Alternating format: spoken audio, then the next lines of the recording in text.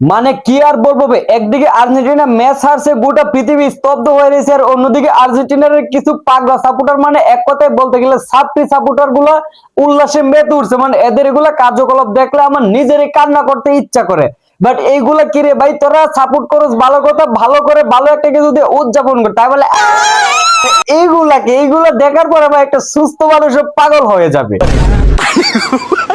মেসিকে আমার বেডে নিয়ে যাবো যদি যেতে চায়। এইবার বুঝুন কোথায় চাঁদ আর কোথায় পাত। মেসিকে নিয়ে যাবে আমাদের বাংলাদেশের তৃতীয় লিঙ্গের একজন নায়িকা।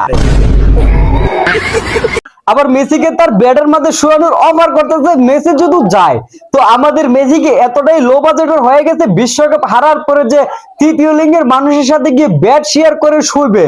হোয়াট দ্য মুভমেন্ট ভাই, এটা দেখার পর আমার কেন যে মরণ হইলো না আমি এটাও বুঝি না। মানে একমাত্র আর্জেন্টিনার সাপোর্টাররাই বুঝিয়ে দিতে পারে যে তারা কোন লেভেলের সাপি আর কোন লেভেলের অসভ্য।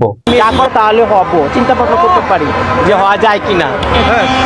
এবার বুঝতে পারতেন যে আমাদের এই বাংলাদেশটা সাপোর্ট করে আর্জেন্টিনাকে কোথায় নিয়ে যাচ্ছে। মেসিকে এনে সে আবার মা হওয়ার চিন্তা ভাবনা করতেছে। মামুনি তুমি হচ্ছে তৃতীয় লিঙ্গের মানুষ, তুমি কখনো মা হইতে পারবে না। বাট এগুলো স্বপ্ন না দেখার থেকে ঘরে গিয়ে বসে থাকো, তাতে অনেকটা ভালো হবে। আর অনলাইনে তুমি আইসা এগুলাতে করো, এতে বেলা দুইটা তালি দিয়ে দোকান থেকে 100 টাকা উঠায় নিয়ে এটা দিয়ে একটা ভালো মন্দ কি না খাও। তোমাকে সাপোর্ট করে কি করলাম খানকির পোলারা। মানে এইবার বুঝুন যে তারা কোন লেভেলের খেলাটা খেলছে। আর্জেন্টিনার খেলা শেষ হয়েছে, একদিকে তাদের খেলাও শেষ হয়েছে, আর অন্যদিকে তার স্বামী তার গলাটাকে ভেঙে দিছে। মানে কি পরিমাণের খেলা খেলছে। তারপর আবার সকালবেলা ঘুম থেকে উঠে আর্জেন্টিনার দলকে নিয়ে ট্রল করতেছে যে তারা কি খেলা খেলছে। বোন তোমরা যে খেলা খেলছো এটাই যথেষ্ট, আর্জেন্টিনার খেলা দেখে আমরা কি করব? তোমাদের খেলাটাই বেস্ট ছিল। কি খেলা খেললা তোমরা? আরে বোন কইলাম তো, ওরা যা খেলছে খেলছে না, ওরা হারছে তা জিতছে, ওইটা নিয়ে আমাদের কোনো আপত্তি নেই। তো তুমি যে খেলাটা খেলছো, তুমি তো বিশ্বকাপ নিয়ে গেছো, শেষ মুহূর্তে গলাটাও ভেঙে গেছে।